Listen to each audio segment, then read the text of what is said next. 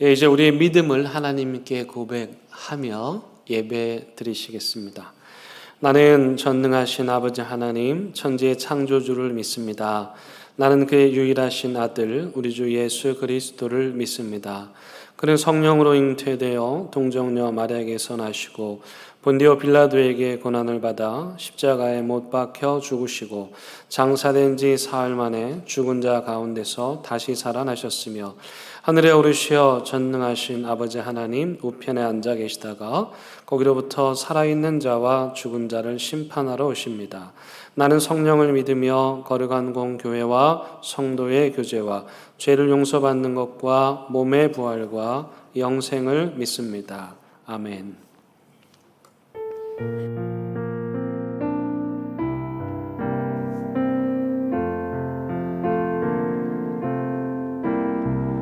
왕이신 나의 하나님, 내가 주를 높이고 영원히 주의 이름을 송축하리이다.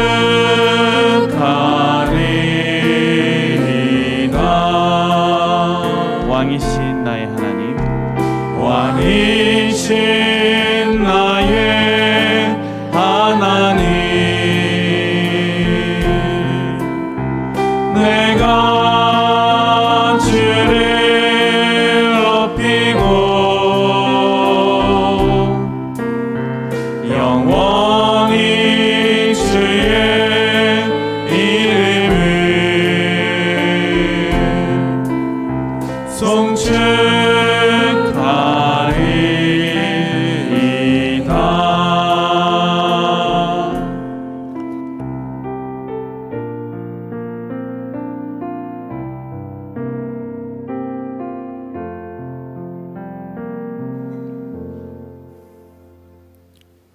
사랑과 은혜가 많으신 하나님 아버지 감사합니다. 유난히도 무더웠던 긴 여름날에도 저희들 건강 지켜주시고 평안으로 붙들어 주신 것 감사를 드립니다. 하나님 아버지, 지난 한 주간 모든 일들을 하나님 앞에서 내려놓고 기도하오니 부족하였던 우리의 허물들을 용서하여 주옵소서. 오직 주님처럼 사랑하는 마음과 실천하는 마음을 가지고 이 시간 진실한 예배자가 되게 하옵소서. 하나님 아버지, 가을의 문택에선 이번 주에는 민족의 고유 명절로 고향 방문이 시작되었습니다. 이 추석 명절에 오랜만에 부모, 형제, 일가, 친척을 만나서 기쁨을 나눌 우리 성도님들, 코로나 재단으로 인하여 방문하지 못하는 가족도 있지만 모든 가족이 주님과 함께 작은 하나님의 나라 안에서 예수 그리스도와 동행하며 은혜와 감사가 넘치게 하옵소서. 하나님 아버지, 사회적 거리두기가 계속 연장되면서 예배의 참석 일원까지 제한이 되고 있지만 예배의 자리가 어디에 있든지 하나님 앞에서 기도하게 하시고 예배드리게 하옵소서. 대한교회를 위하여 기도하게 하옵소서. 교역자와 직분자 모든 성도님들을 위하여 기도하게 하옵소서. 우리의 마음이 무너지지 않게 하시고 각자의 맡은 일과 일터에서 어려움이 없도록 일상을 회복시켜 주시옵소서. 우리의 모든 일들이 하나님의 기쁨이 되게 하시고 감사가 되게 하시며 은혜가 충만하게 하옵소서. 하나님 아버지, 오늘 또 주님 말씀을 선포하시는 목사님을 성령의 능력으로 붙드시고 말씀을 통하여 대한교회가 이웃과 함께 땅끝까지 갈 수 있도록 새 힘을 주시옵소서. 믿음으로 향한 우리 마음이 흔들리지 않고 새로운 변화에 함께하게 하옵소서. 우리의 힘이 되어 주시는 예수님 이름으로 기도드립니다. 아멘.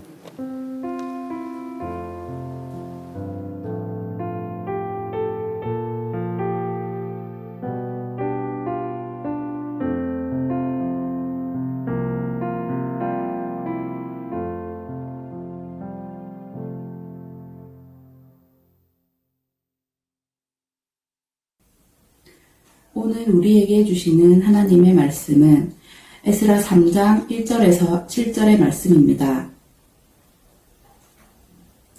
이제 하나님의 말씀을 봉독하겠습니다. 하나님의 말씀을 경청하시기 바랍니다. 이스라엘 자손이 각자의 성읍에 살았더니 일곱째 달에 이르러 일제히 예루살렘에 모인지라. 요사닥의 아들 예수아와 그의 형제 제사장들과 스알디엘의 아들 스룹바벨과 그의 형제들이 다 일어나 이스라엘 하나님의 제단을 만들고 하나님의 사람 모세의 율법에 기록한 대로 번제를 그 위에서 드리려 할세. 무리가 모든 나라 백성을 두려워하여 제단을 그 터에 세우고 그 위에서 아침 저녁으로 여호와께 번제를 드리며 기록된 규례대로 초막절을 지켜 번제를 매일 정수대로 날마다 드리고 그 후에는 항상 드리는 번제와 초하루와 여호와의 모든 거룩한 절기의 번제와 사람이 여호와께 기쁘게 드리는 예물을 드리되 일곱째 달 초하루부터 비로소 여호와께 번제를 드렸으나 그때에 여호와의 성전 지대는 미처 놓지 못한지라. 이에 석수와 목수에게 돈을 주고 또 시돈 사람과 두로 사람에게 먹을 것과 마실 것과 기름을 주고 바사왕 고레스의 명령대로 백향목을 레바논에서 욥바 해변까지 운송하게 하였더라. 이것은 하나님의 말씀입니다.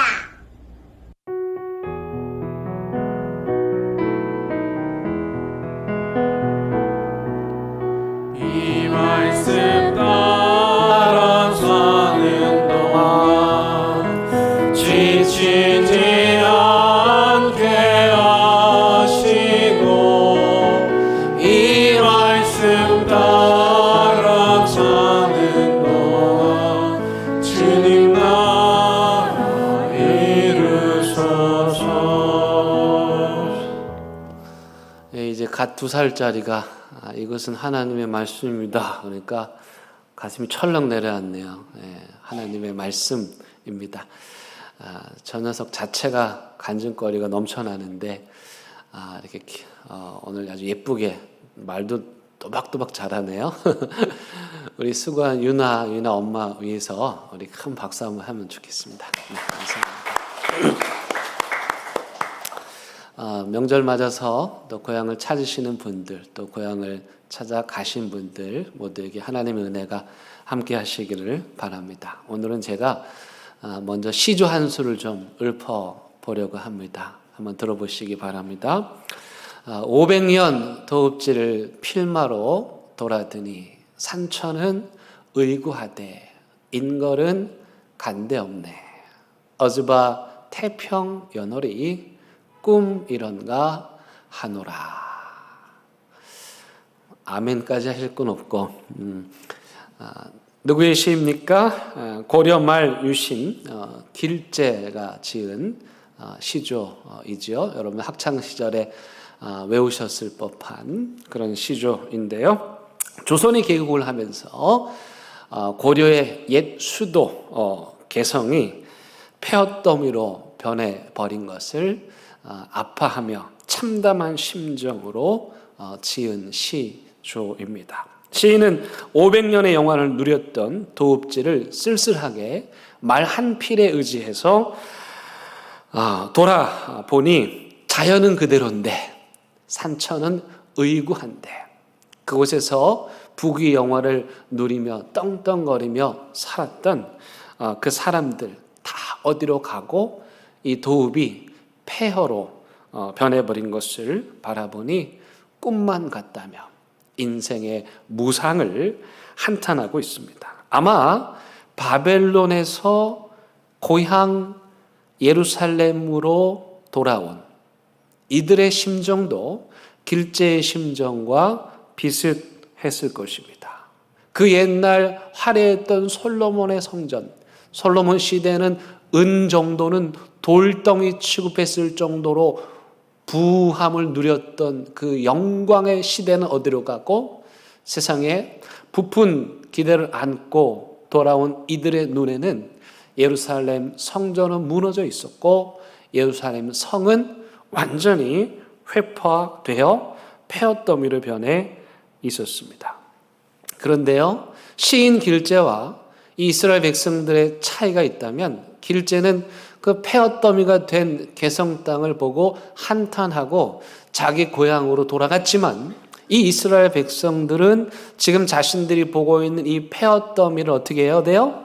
다시 새롭게 일구어서 공동체를 회복해야 하는 사명이 이들에게 주어졌습니다.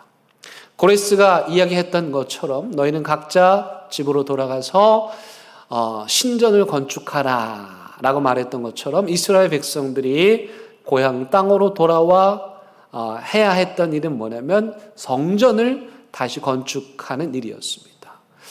성전을 다시 건축한다는 말은 건물을 짓는 것 이상의 의미를 가지고 있는데요, 바로 그 성전을 통해서 무너진 이스라엘 백성들의 신앙을 회복하고 그리고 민족 공동체를 회복하는 그런 의미가 성전 건축에 담겨 있었습니다. 그런데 이 일이 쉽지는 않죠. 오늘 본문에도 보니까 지대도 아직 넣지 못하였더라. 굉장히 저자가 아쉬워하는 그런 마음을 담고 있습니다. 여러분이 에스라 느헤미야서를 이해하려면 잘 들으셔야 되고 중요합니다. 에스라 느헤미야서 이해하려면 이 에스라 느헤미야서 안에 세 부류의 사람들이 존재한다는 것을 우리가 알아야 돼요. 첫 번째 부류의 사람들은 어떤 사람들이냐면, 바벨론으로 유배되어 갔다가 70년이 지났고 이제 고레스가 고향으로 돌아가라 했는데 돌아가지 않고 거기에 남아있던 잔류민들이었습니다. 그분들은 이런저런 사정 때문에 도저히 이 바벨론을 떠날 수 없어서 남게 된 것이죠. 그 사람들을 나중에는 흩어진 사람들이다라는 의미로 디아스포라 유대인 이렇게 부르기도 합니다. 사방으로 흩뿌려졌다라는 의미이죠. 두 번째 부류는 아예 바벨론에 유배되지 않고 그냥 이스라엘에 남아있던 사람들이에요. 이 바벨론 제국은 한 나라를 침략한 다음에 그 나라의 엘리트들만을 바벨론으로 데리고 간 거예요. 그러니까 남아있던 사람들은 어떤 사람들이었을까요? 그 시대의 하층민들, 아마 소장농들 같은 사람들이었을 거예요. 이 사람들을 에스라 느헤미야서에서는 그 땅 백성들 이렇게 표현합니다. 여러분들이 앞으로 성경 읽다가 그 땅 백성들 하면 어떤 사람들이에요? 아예 바벨론으로 끌려가지조차 않고 남아있던 그 시대의 하층민들 이렇게 생각하면 되겠습니다. 마지막은 어떤 사람들이냐? 바벨론으로 포로로 끌려갔다가 지난주 말씀처럼 42,360명이 힘찬 믿음의 행진을 하면서 다시 1,500km 거리를 걸어서 고향 예루살렘으로 돌아온 사람들, 즉 이들을 귀한 자라고 하고 히브리어로는 골라 이렇게 말합니다. 여러분 이해하기 쉽죠? 골라 할 때 그 골라예요. 그래서 바벨론에 갔다가 포로에서 다시 고향으로 돌아온, 믿음으로 돌아온 사람들을 골라라고 하는데, 이 골라들이 사명이 뭐였냐면은 성전을 다시 건축하고 무너진 이스라엘 민족 공동체, 신앙 공동체를 다시 이렇게 세우는 그런 사명을 받게 된 거예요. 복습 한번 해볼까요? 세 부류의 사람들. 첫 번째는 어떻게 해요? 바벨론에서 고향 안 가, 나 힘들어. 여기서 삶을 읽은 게 얼만데 고향으로 돌아가지 않고 바벨론에 남아있었던 잔류민들. 나중에 이 사람들을 사방에 흩뿌려졌다 그래서 디아스포라라고 부른다 그랬어요. 두 번째 부류의 사람들은 아예 잡혀가지도 않고 이스라엘에 남아있었던 그 시대에 힘이 없었던 하층민의 사람들. 세 번째 부류의 사람들은 바벨론에 유배되어 잡혀갔는데 거기서 어떻게 해요? 믿음을 가지고 바벨론의 기득권을 포기하고 다시 고향 땅으로 돌아온 귀한 자들. 이 귀한 자들이 이스라엘 민족 공동체를 다시 일으키는 사명을 부여받게 됩니다. 그래서 에스라 느헤미야서는 한마디로 말하면 이 귀한 자들이 주인공이고요. 이 귀한 자들이 무너진 성전과 무너진 공동체와 무너진 민족을 다시 일으켜 세우는, 너무나도 흥분이 되고 기쁘고 감격스러운, 그러나 그게 결코 쉽지는 않은 그런 이야기들로 가득 찬 책입니다. 제가 이 본문을 왜 지금 우리 여러분들과 함께 나누고 있느냐? 에스라 느헤미야서를 앞으로 함께 왜 말씀을 나누며 살펴보려고 하느냐? 바로 이것 때문입니다. 무너진 공동체, 무너진 신앙, 낙심한 삶들, 실패한 삶들, 다시 이 에스라 느헤미야서의 말씀을 보면서 도전을 받고 하나님과 함께 가정을 일으키고 교회를 일으키고 민족을 일으키고 여러분들의 삶을 다시 일으켜 세울 수 있도록 하기 위해서 이 말씀 나누고 있는데요. 이 말씀을 나누는 기간 동안에 대형교회 모든 성도들이 실패한 자리에서, 넘어진 자리에서, 좌절하고 낙심한 자리에서 다시 일어나는 역사가 있게 되기를 바랍니다. 여러분, 그렇다면 어떻게 이들은, 이 귀한 사람들은 폐허더미로 변한 민족 공동체를, 예루살렘을 다시 일으켜 세울 수 있었을까요? 오늘 본문에서 우리에게 보여주는 세 가지의 비결이 있습니다. 첫 번째는 제자리로 돌아가는 것입니다. 믿음을, 신앙을, 삶을, 인생을, 가정을 다시 회복하는 가장 첫 번째 길은 뭐냐? 자기가 있어야 하는 제자리로 돌아가는 거예요. 바벨론의 문명은 화려합니다. 문명이 주는 혜택을 누리며 사는 것 너무너무 즐거운 일입니다. 그러나 바벨론에서는 하나님을 섬길 수 없어요. 그 세상에서는 하나님을 의지할 수 없어요. 바벨론의 문명의 혜택을 누리려면 바벨론의 그 수많은 신들을 섬겨야만 살 수 있어요. 그러므로 이스라엘 사람들이 있어야 할 것은 바벨론이 아니고 하나님만을 바라봐야 살 수 있는 약속의 땅 예루살렘인 거예요. 그래서 그들이 1500km를 걸어서 다시 자기 자리로, 제 자리로 돌아간 거예요. 여러분, 이 땅에 많은 어머니들이 믿음을 잃고 바벨론 밤거리에서 헤매고 있는 자녀들이 돌아오기를 기도하고 있습니다. 여러분, 이 시대의 목회자들이, 여러분 믿음의 선배님들이 시대의 풍파에 맞고 교회를 떠나고 신앙을 떠난 사람들이 다시 돌아오기를 간절하게 기도하고 있습니다. 이 시대에 하나님을 떠난 자들, 바벨론 문명에 젖어서 하나님을 멀리하는 자들, 그들이 다시 제자리로 돌아가도록 저와 여러분들이 간절한 마음으로 기도해야 할 것입니다. 여러분, 그런데요, 제자리에 돌아간다고 당장 뭐가 되는 게 없는 거예요. 가자마자 어려운 문제들, 난관에 봉착하게 됩니다. 최근에 제 친구 아버님께서 소천하셨어요. 그 장례식을 마치고 고향 선산이 있어서 아버님 고향에 모시려고 했는데 세상에 어떤 사람이 그걸 반대하는 거예요. 누구냐면은 이 아버지 선산에서 허락도 없이 농사를 짓고 있던 사람이에요.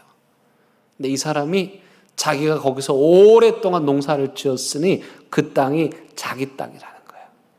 그래서 여기에 장례 못 치른다는 거야. 묘지 못 만든다는 거야. 그래서 반대해서 지금 그걸 해결하느라고 그 친구가 고생을 하고 있어요. 이와 비슷한 상황이 이 본문 안에서도 전개됩니다. 여러분, 아까 포로로 잡혀가지 않고 남아있던 사람들이 있다 그랬죠. 그 사람들이 대부분 소작농들이었단 말이에요. 그런데 어느 날 갑자기 바벨론이 주인들을 다 잡아간 거예요. 그러니까 그 땅의 주인이 없어진 거죠. 그래서 그때부터 소작을 하던 사람들이 그 땅의 주인이 된 거예요. 70년 동안 농사를 지니까 이제 당연히 자기 땅이 된 거예요. 땅 문서의 주인은 따로 있는데 이미 뭐 어디 가고 없으니까, 바벨론에 잡혀가고 없으니까 이거 내 땅이야. 내가 여기서 70년 동안 농사 지었어. 그러고 있는 거예요.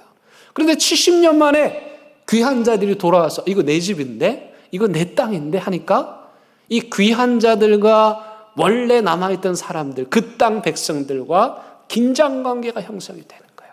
여러분, 이 두 그룹의 긴장관계가 에스라 느헤미야서 끝날 때까지 계속되고 이것이 계속해서 문제를 일으키게 되는데 이것을 우리가 주목하여 볼 필요가 있는 거예요. 두 번째, 무너진 신앙을, 무너진 삶을, 무너진 가정을, 공동체를 다시 회복하는 비결은 하나님을 예배하는 것입니다.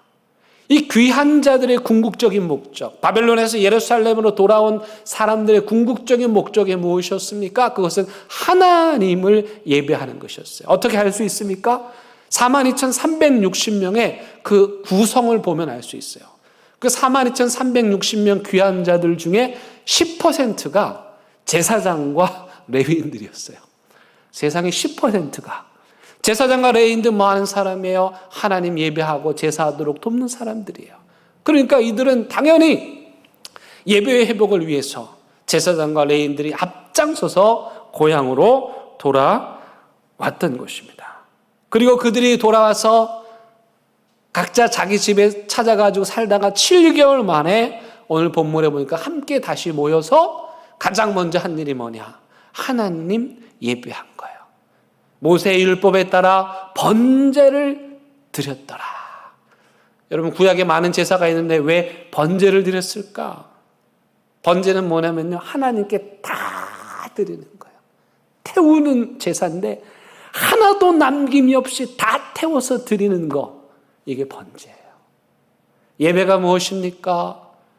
우리의 모든 것을 마음과 뜻과 정성과 예물과 시간과 모든 것을 하나도 남김이 없이 하나님께 다 드리는 것이 예배입니다.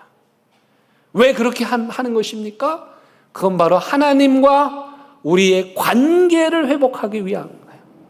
하나님, 내가 이전에 바벨론에서 살 때는 내 마음을 바벨론의 그 수많은 신들에게 주었습니다. 하나님에게 줄 마음은 없었습니다. 바벨론의 신들과 관계하며 살았습니다. 그런데 이제는 바벨론의 신을 다 버리고 내 마음 100% 하나님께만 드립니다. 나 이제 다른 신들하고는 관계하고 싶지 않습니다. 하나님과만 관계하고 싶습니다. 하나님과만 만나고 싶습니다. 그것이 바로 예배입니다. 여러분, 우리가 매주일 와서 드리는 예배의 의미는 무엇입니까?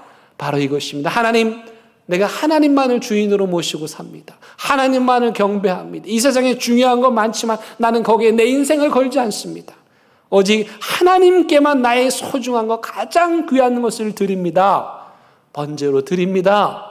그것이 바로 예배입니다.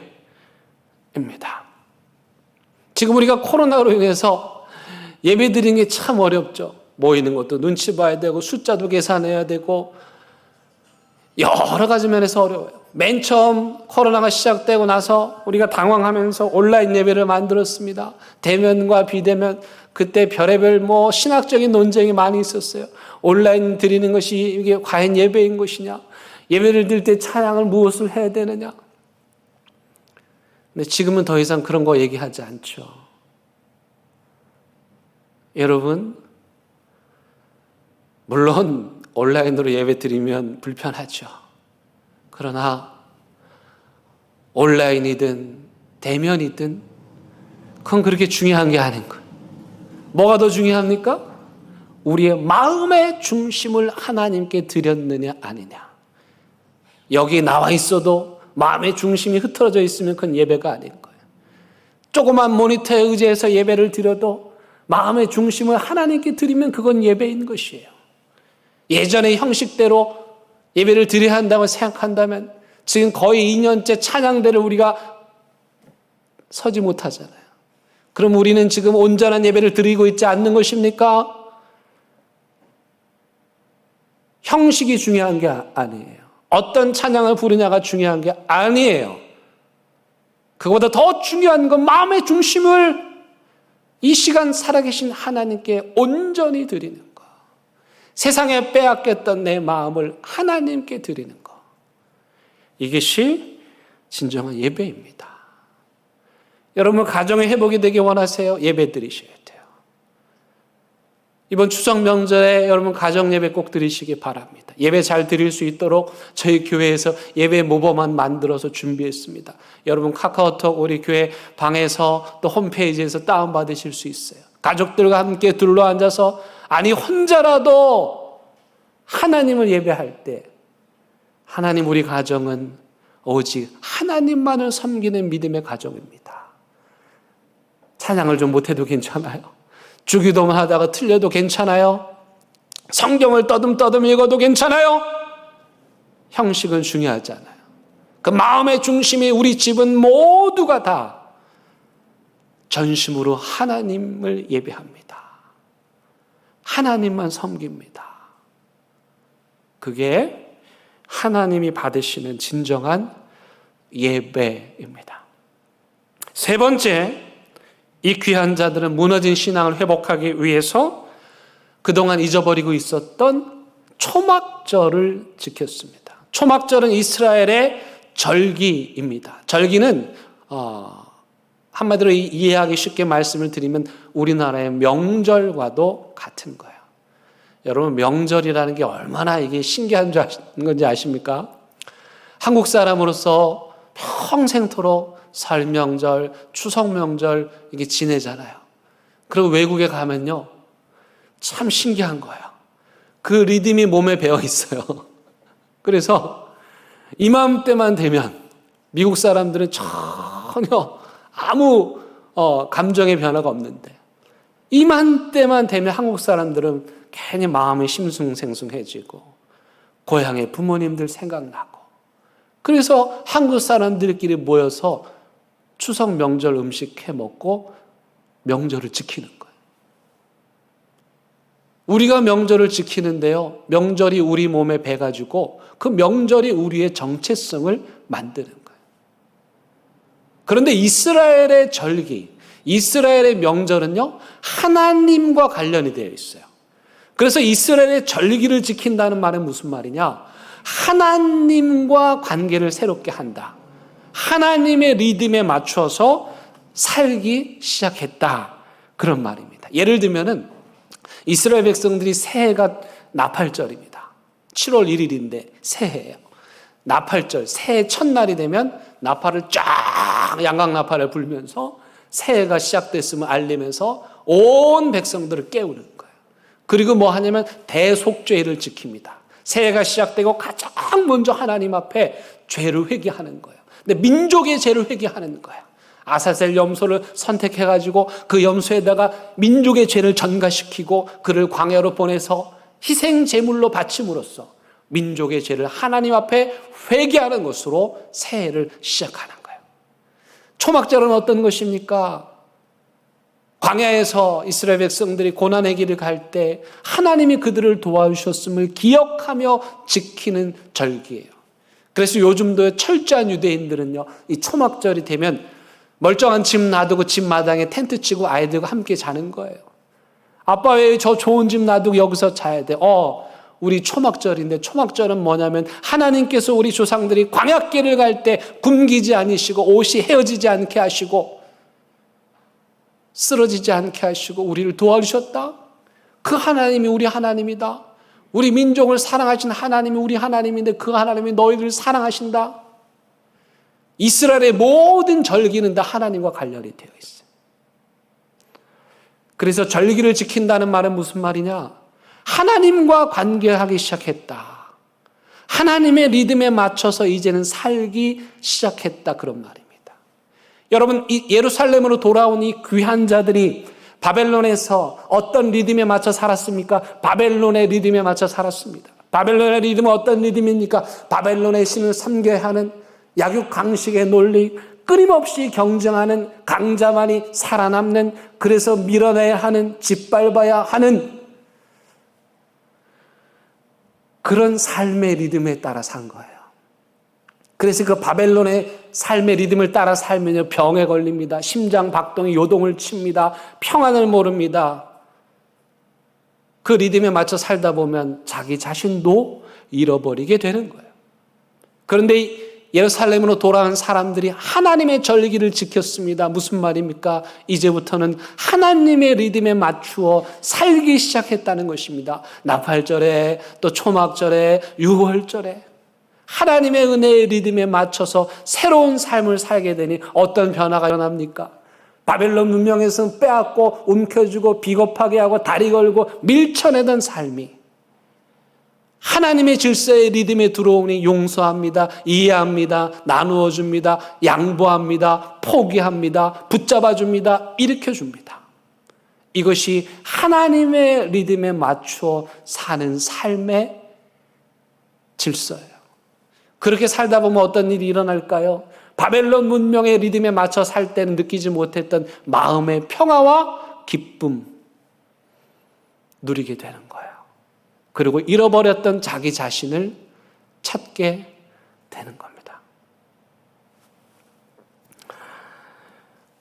여러분, 우리의 신앙에도요, 리듬이 필요합니다. 우리의 신앙을 유지하게 하는 가장 기본적인 삶의 리듬은 뭘까요? 그것은 주일 성수입니다. 주일 성수. 6일 동안 바벨론 문명 같은 삶에 살다가 그날 하루만큼은 하나님의 리듬을 배우는 날, 하나님과 함께 호흡하는 날, 내 삶의 방향을 다시 한번 점검하고 내 리듬을 다시 하나님의 리듬에 맞추는 날. 그래서 주일 성수, 가장 먼저 하나님께 엎드려 예배하며 내 흐트러진 삶을 다시 정리하고 점검하는 날.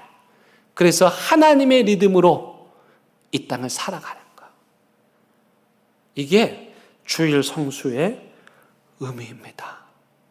여러분, 이 리듬이 필요합니다. 온라인도 좋고 어떤 것도 좋지만 여러분, 이 리듬을 벗어나시면 안 돼요.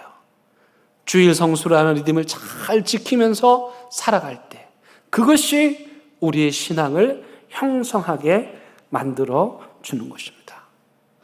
여러분, 지금 우리가 코로나 때문에 우리 삶의 리듬이 완전히 깨어졌죠. 그래서 우리가 당황하고 있죠. 원래 하던 대로 안 하니까 어색하죠. 주일날 밥도 안 주고 모이지도 못하고 선교회 모임도 못하고 예배도 막 조심스럽게 드려야 되고. 그런데 여러분, 어떤 점에서 그건 감사한 거예요.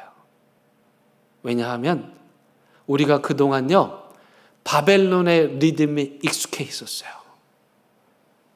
경쟁하고 빼앗고 밀쳐내고. 그래서 하나님이 그 리듬을 와장창 깨뜨리신 거예요. 이제 우리가 할 일은 뭐예요? 그 깨진 조각 붙잡고 올 필요 없어요. 붙이지도 못할 그 깨진 조각 붙이려고 할 필요도 없어요.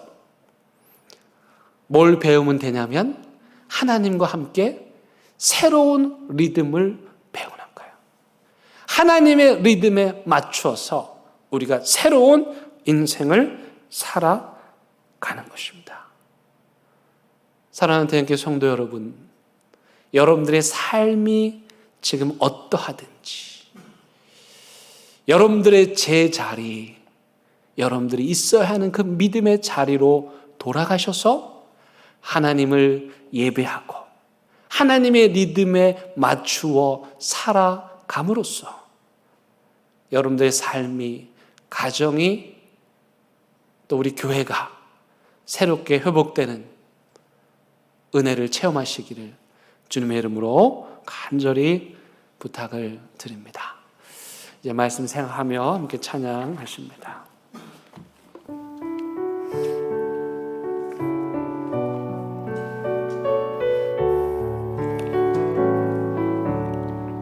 날마다 죄와 멀어져 이끄신 사랑 버리고 방탕한 길로 가다가 어머니 기도 못 잊어 나 집에 돌아갑니다.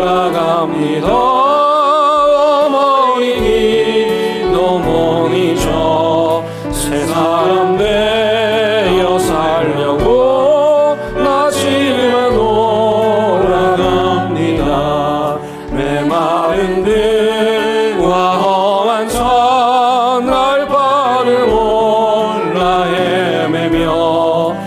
죽게 된 지경에서 어머니 기도 못 잊어 나 집에 돌아갑니다.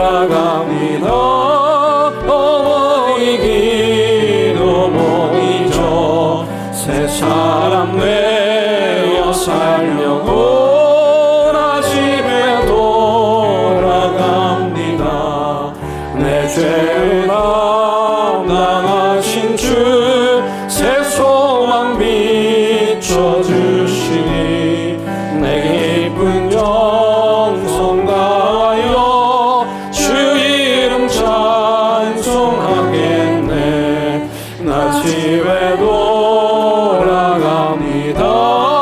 어머니 기도 못 잊어 새 사람 되어 살려고 나 집에 돌아갑니다. 하나님, 모든 것을 다 잃어버리고 쥐업 열매 먹던 탕자가 아버지 집으로 돌아가듯이 하나님, 우리가 우리 원래 그 자리로 돌아가서 믿음의 자리로 돌아가서 하나님의 리듬에 맞춰 사는 자리로 돌아가서 무너진 가정, 상처받은 교회, 회파된 민족 다시 일으켜 세우는 저희들 되게 하여 주옵소서. 예수님의 이름으로 기도드립니다. 아멘.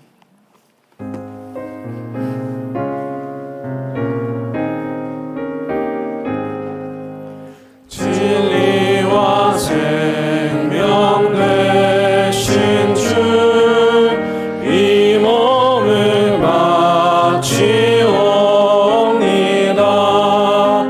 믿음과 소망 사랑에 한마음 되게 하소서.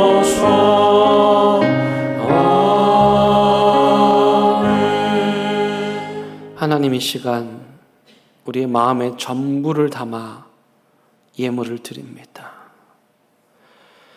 예, 하나님, 이 땅을 살아가는데 돈이 필요합니다. 아니, 돈이 중요합니다. 하지만 하나님보다는 중요할 수 없다는 그 절절한 믿음의 고백에 이 예물을 드리오니 주님 받아 주시고 이 믿음의 고백을 따라 드리는 손길들, 그 삶들 기억하셔서 흐르고 넘치도록 가득가득 채워 주옵소서. 오늘도 바벨론에서 헤매고 있는 수많은 사람들, 그 바벨론 문명의 인생을 낭비하고 있는 수많은 사람들이 돌아오기를 기도하는 어머니의 기도, 아버지의 기도 들어주시고 하나님의 교회를 떠나 유리방황하는 수많은 영혼들 돌아오기를 기도하는 새벽마다 울부짖는 믿음의 사람들의 기도를 들어주셔서 떠나가고 나간 자들 아버지 집으로 돌아오는 역사 있게 하여 주옵소서. 예수님의 이름으로 기도드립니다. 아멘. 이 시간에는 우리 아이들이 여러분들에게 명절 인사 드리도록 하겠습니다.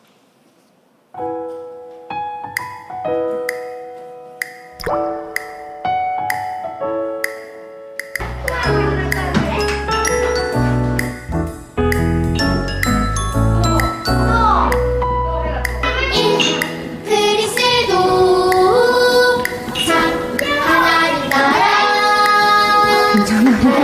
성령 충만 더 필요한 게 있나요? 새해 복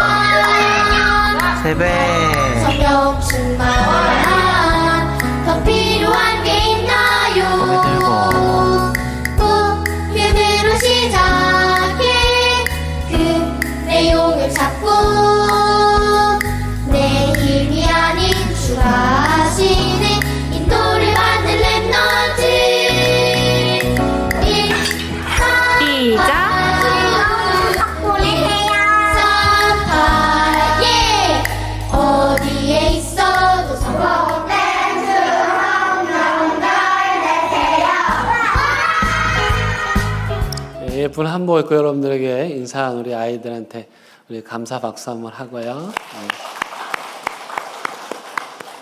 세뱃돈은 교회 계좌번호로 보내주시면 전달하도록 하겠습니다. 명절을 맞아서 우리 대형교 모든 성도들 가정에 하나님 은혜 함께하기 바라고요. 즐겁고 복된 시간 보내시기 바랍니다. 우리 교회 소식 함께 나누시겠습니다. 명절 기간 동안에 새벽 예배, 수요 예배 그대로 종전과 같이 진행이 됩니다. 온라인과 함께 병행이 되니 여러분 참여해 주시기를 바랍니다. 추석 가정 예배 모범안 준비되어 있습니다. 여러분 가지고 가셔서 꼭 예배 드리시기를 바라겠습니다. 구역장 건찰 개강합니다. 여러분 9월 29일 수요일부터 개강합니다. 많이 참여해 주시기를 바라고요.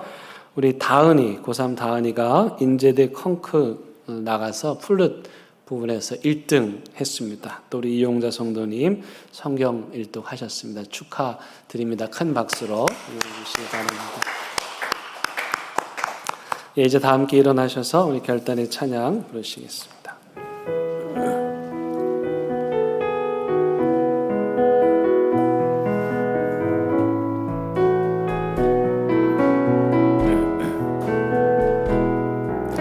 그 선한 힘에 고요히 감사하여